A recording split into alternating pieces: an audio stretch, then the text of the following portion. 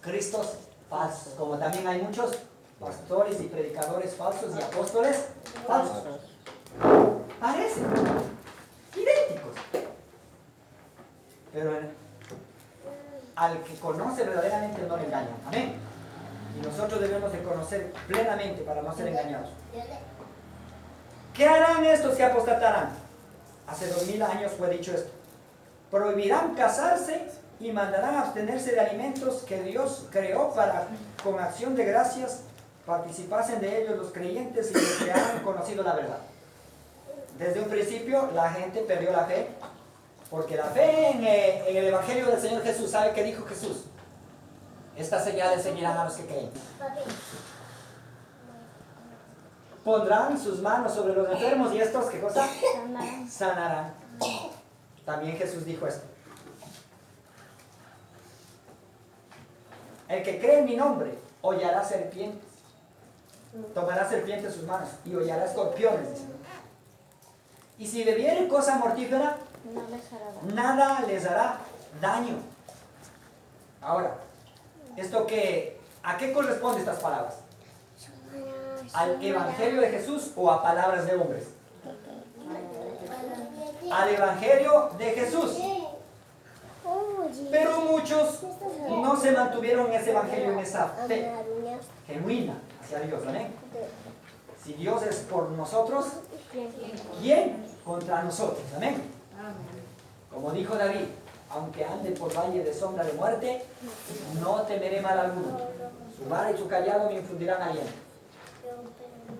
No temeré, dice, a la saeta que huele de noche, y dice, no temeré tampoco a pestilencia, dice, ¿no? Que ande alrededor. ¿Por qué? Porque nuestro corazón está confiado ¿en quién? En el Evangelio, en las palabras de quién? De Jesucristo. Pero dice que en los postreros tiempos, porque los primeros apóstoles se condujeron bien en el Evangelio, creyendo, ¿qué hacían? Echaban fuera demonios. ¿Qué más hacían? Sanaban enfermos. ¿Qué más hacían los primeros apóstoles? Los primeros creyentes. Muchos milagros, muchas señales. Oraban y repartían el Espíritu Santo. Amén. Por el mandato de Dios. Pero en los postreros tiempos, al apartarse de Dios, la gente dijo, no, ¿saben qué? Es imposible servirle a Dios. Es que uno casado, oiga, siempre impedimento, es que la esposa le pone impedimento, oiga, es que siempre tenemos problemas, oiga, si estuviera solo fuera otra cosa para servir a Dios. Libre yo solito no peco, ¿no? Pero acá mi esposa es un impedimento porque ella todos los errores me está viendo. ¿Sí? Porque ¿quién le ve los errores de uno? El cónyuge, ¿no es cierto? Porque si yo vivo como un solitario, dentro de 4 paredes, y dentro de 4 paredes yo puedo estar haciendo barbaridades y media, pero salgo de esas 4 paredes afuera puedo salir bien vestido, bien honesto, con saco y corbata, como un hombre serio. Los hombres, ¿cómo me miran afuera? Como una buena persona, pero no saben lo que estoy haciendo adentro. ¿Sí me entiendes? ¿Y quién sabe lo que hacemos dentro? ¿Qué les digo? La esposa. Y muchas esposas de muchos pastores en estos tiempos, ¿sabe qué dicen? Ellos mejor agachan la cabeza. Así como predica que fuera en la casa. Estoy seguro de que muchas esposas de muchos pastores están diciendo eso. Así como predica que se comportara con su... Y la esposa está ahí. Cuando esto. ¿Qué no hace? Habla de no fornicar. Habla de no pornografía. Oiga, yo vi una película, qué terrible. La esposa, basado en hechos de la vida real, la esposa mató al pastor. Sí, no sé si usted la vio. La esposa mató al pastor. Oiga, y eso fue una revuelta, la pobre mujer le llevaron presa. Pero hubo por ahí un ángel metido en un abogado le quiso defender, aunque sin cobrar. Es que no concebía en su mente cómo es que una esposa puede matar a un pastor. El pastor catalogado por todos como un ángel, como una persona buena, como un ejemplo.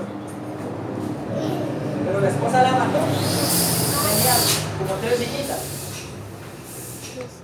¿Y qué pasa? Que en toda esta investigación la esposa no quería hablar, no quería decir nada de su esposo, porque todos le miraban como el ángel, como la persona respetable, y ella tenía que callar, cubriéndole las espaldas, cubriéndole todos los pecados que él cometía. Dado la investigación, este abogado llegó al corazón de la mujer le pudo contar todo, y le contó el desenlace. ¿Qué es lo que hacía este pastor? Este pastor en la casa era muy violento, la golpeaba, la amenazaba con matarle y con matar a sus hijos si es que ella habla. ¿Qué más hacía? Abusaba de ella terriblemente, sexualmente y de todas las depravaciones. Eso hacía él con su esposa. Pero su esposa le cubría, y cuando le dejaba los ojos morados, ella salía con gafas. Y hermanita, ¿por qué está con gafas? Ay, es que me cayó una basurita. Todo eso ella habló ya en el juzgado, en el juicio, y le rebajaron la condena, porque vieron las atrocidades que había hecho su esposa. ¿Y por qué ella la llegó al punto de matarle? Porque el esposo llegaba al punto de matarle a ella y matar a sus hijos. Ella, para no suceda esa desgracia, tomó la decisión de matar al pastor. Mire, entonces, ¿qué pasa, hermanos? ¿Verá? ¿Qué es lo que pasó hace mucho tiempo atrás? El evangelio era esto, dice, la palabra está escrito, dice, los obispos, Timoteo dice, escoge obispos. Como obispos, dice, no, que aquel que anhela obispado debe ser marido, casado con una mujer. Pero pasa el tiempo, 100, 200 y 300 años, sale esta iglesia falsa, que los obispos no tienen que ser casados. ¿Para qué? Para que no tengan ese impedimento con la esposa, porque la esposa es como un espía, se le está estorbando. Entonces el obispo tenía la oportunidad con esta falsa enseñanza de que el obispo, que quería servir a Dios, no era casado, para que él en su libertad, sus depravaciones, él podía hacer lo que él quiera. Y eso sucedió. No pudieron ocultar más, ¿sí o no? Todas las depravaciones que se vieron en la iglesia. ¿Qué no hicieron estos varones por no casarse? Si Pablo, dice la palabra de Dios, no se casó y sirvió hacia Dios y fue un ejemplo tremendo, no fue porque Pablo haya querido o no haya querido casarse, sino porque él mismo recibió, ¿sabe qué? Un don de parte de Dios. ¿Sabe cómo se llama ese don? El don de continencia. ¿Qué quiere decir esto? Que Pablo tenía un don de parte de Dios, de que él no sentía dentro un instinto y una atracción hacia el sexo opuesto, sino que él quería vivir soltero. Y él no tenía ese pecadillo dentro, ¿no?, de estar codiciando a las mujeres. Porque Pablo enseña y dice, aquel que no tiene don de continencia, es mejor casarse que andarse quemando. O sea, ¿qué quiere decir? Que si yo no tengo ese poder de Dios de guardarme y de no estar pensando en depravaciones ni teniendo sueños, ¿sí me entienden? De estar con una mujer, en vez de estarme yo quemando acá adentro, codiciando sin alcanzarlo, mejor pido a Dios, Señor mío, yo no soy para vivir soltero, y por favor provéeme la ayuda idónea, amén, amén. Y ahora sí empiezo a ver entre las candidatas, ¿no?, cuál está mejor. Pero no en el aspecto físico. El apóstol Pablo y la palabra de Dios enseña que debemos de buscar una mujer que sea temerosa a Dios. Amén. Y cuidado con estar mirando solamente la apariencia física. porque dice, engañosa es la gracia y vana la hermosura. Más bien la mujer que teme a Dios, esa será la indicada, amén, la alabada. Y eso hay que hacer, hermanos, amén. Entonces, amados hermanos, claro está, se apostataron de la fe de Jesucristo enseñando doctrinas de hombres, prohibieron que los obispos, los padres y los que servían a Dios no se casen. Pero esto desencadenó una situación terrible que ellos mismos no pudieron soportar y cayeron en terribles escándalos de fornicación, de adulterio, de violaciones y de, ¿cómo se llama esa? Pedofilia. Abusando a los niños, ¿cierto? Ahora, amados hermanos, también hay muchos que no creyeron al Evangelio, oyendo doctrinas de demonios. No. Y lo que decía mi hermano Jaime, ¿no? Ese dicho que ahora dice, cuídate que te cuidaré. La promesa del Evangelio era, estas señales seguirán a los que creen. En mi nombre dice, así comieren cosas mortíferas, así bebieren cosas mortíferas. ¿Qué cosa? Nada les hará daño, dice, ¿no es cierto? ¿Por qué? Porque todo lo que Dios creó es bueno para comer. Pero ellos que se deslizaron del Evangelio dijeron, no, razonemos. Dios, ¿verdad que dice esto? Pero no hay que ser tan exagerados también. Vamos a guardarnos de comer la grasita. Vamos a guardarnos de comer el cerdo. Vamos a guardarnos de comer la carne de acá, la carne de allá. Muchos ya prohibieron hasta comer la carne roja. Y hasta el pescado y todo. Y se volvieron, ¿qué cosa? Vegetarianos y veganos. Creyendo que de esa forma estaban agradando a Dios y no estaban pecando contra Dios. Pero en realidad, ¿saben qué les llevó a eso? El miedo a enfermarse, el temor a agravarse la salud. Es que sus enfermedades empezaban a echarle la culpa ¿a qué? A lo que comían, apartándose del Evangelio que dice el Señor Jesús, lo que entra por la boca no contamina al hombre. ¿Qué es lo que contamina al hombre? Lo que sale. Lo que sale, porque lo que sale de la boca, del corazón sale. ¿Y qué está en el corazón? Los malos pensamientos, las iras, el enojo, el adulterio, la fornicación. O sea, esa manera pecaminosa que guardamos dentro, esa falta de limpieza y de lavamiento de nuestro ser interior, es lo que nos conduce al pecado y es lo que nos conduce a pagar la condena del pecado, que es el juicio, porque la paga del pecado es muerte. Y la palabra de Dios dice que si nosotros pecamos, nos vienen los juicios de Dios.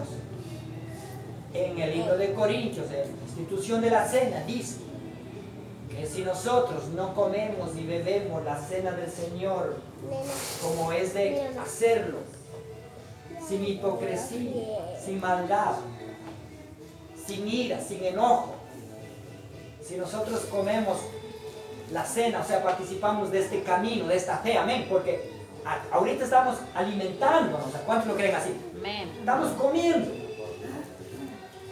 Espiritualmente estamos oyendo palabra. Y dice la palabra de Dios que la fe viene por él. Oír la palabra, pero estamos alimentándonos, estamos nutriéndonos espiritualmente. Y el Señor Jesús, ¿qué es lo que expresó? Que lo que entra por la boca no contamina al hombre. ¿Qué es lo que contamina? Lo que sale. O sea, esa manera pecaminosa es la que nos conduce a la muerte, al pecado, a que los juicios de Dios vengan sobre nosotros. Y como decía, en la institución de la cena, dice el apóstol, aquel que come y bebe la cena del Señor indignamente, ¿sabe qué dice? Juicio come y bebe para sí. Pero muchos ahora de las denominaciones piensan que comer el pan y comer la cena del Señor es coger esa copillita. Coger esa copillita de qué? De jugo de uva, de vino, de lo que sea que le pongan, y un pedacito así de pan. Eso piensan ellos que es la cena del Señor. Hermanos, esto es la cena del Señor, amén. Porque dijo Jesús, el que no come mi carne y no bebe mi sangre, no puede entrar al reino de los cielos, no puede tener vida eterna. Mas el que come mi carne y bebe mi sangre, tiene vida eterna y no morirá, dice el Señor Jesús. Y ellos no entendían. Decían, ¿cómo este loco viene a aparecer aquí? ¿Que nos comamos su carne? ¿Que nos tomemos su sangre? ¿Qué es este caníbal? ¿Qué es? Que viene a enseñar. Y Jesús le dice, no han entendido que las palabras que yo les estoy hablando, la carne para nada aprovecha. Las palabras que yo hablo son espíritu y son vida. O sea, estaba hablando de una manera figurada. La cena es una manera figurativa de lo que ahorita estamos haciendo. ¿Qué estamos haciendo? Alimentándonos espiritualmente. ¿De qué cosa? Del Evangelio, de la palabra de Dios, de lo que Cristo derramó. Porque dijo, yo soy el pan de vida y el que de mí come no morirá. Y Jesús es el verbo, Jesús es la palabra. Amén. ¿Qué estamos recibiendo ahorita? Palabra, verbo. Eso se hace carne. Y espiritualmente empezamos a vivir, hermanos. Amén. Y no moriremos. Pero muchos apostataron de la fe. ¿En qué sentido? Dijeron, no, nos estamos enfermando mucho. ¿Le echaron la culpa a qué? A los alimentos. Y empezaron a excusarse de sus pecados. No, el pecado, no, es que yo cometí fornicación y por eso me enfermé. No me enfermé por lo que cometí fornicación. En realidad la enfermedad me vino es por no haberme aseado después de la fornicación en que me fui al cabaret. Empezaron a echarle la culpa, o sea, al desaseo. Empezaron a echarle la culpa a la contaminación, no sé si me entienden. De la miseria del hombre, de la enfermedad del hombre y de las calamidades de los hombres, han echado la culpa a la contaminación atmosférica. Le echan la culpa a la contaminación de los alimentos que ya no están puros, que ya se siembran con muchos químicos, con muchos fungicidas. Pero ¿qué dijo Jesús, hermanos, en el Evangelio? ¿Ah? ¿Qué dijo? Así le vieren cosas mortíferas, nada les hará. Comer con las manos sucias, eso no le enferma. Ahora que claro, si usted quiere ser un poco aseado, lávese. Pero no es extremo, porque yo conocí una mujer de un pastor que cuando yo le iba a visitar, ¿sabe qué hacía él? Nos servía a nosotros la comida, pero las cucharas, ¿sabe qué? Ella decía, no, hay que tener mucho cuidado para no enfermarnos, tantas plagas que hay. Mire lo que decía la mujer del pastor. No, yo siempre acostumbro de que cuando invito a los hermanos de la iglesia vienen y comen las cucharas. Cojo esas cucharas, les meto en una olla y les hago hervir ahí, pero que hierva bien. Si es posible hasta que se derritan las cucharas, ¿no? Para que se mueran los... ¿Qué le hace pensar a usted de una mujer que cree en Dios con tan extremos cuidados? ¿Qué le hace pensar a usted? ¿Dónde estaba su confianza? La fe no tenía. Mas el apóstol Pablo, ¿sabe qué dice? Acerquémonos confiadamente al trono de gracia, dice, purificando los corazones de mala conciencia y lavando los cuerpos ¿con qué? Con deja, con detergente. Con agua. Con agua pura. Con agua pura, dice. Pues hermano, usted coja y la palabra de Dios en el Levítico, ¿sabe qué dice? Para la purificación. Lea el Levítico. Para la purificación de todas las cosas, dice, si la mujer, dice, se acostare con un varón, y si la mujer estuviera con flujo de sangre, dice, el varón quedará impuro 8 días. Pero dice, eso algún día lo investigo.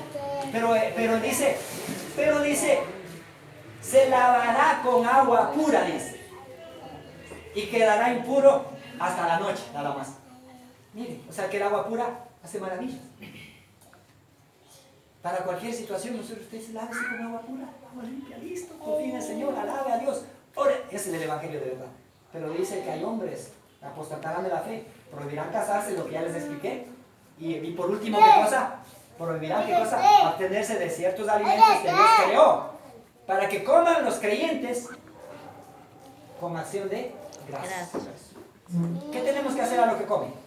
Gracias a Dios, nada más, coma de todo, hermano.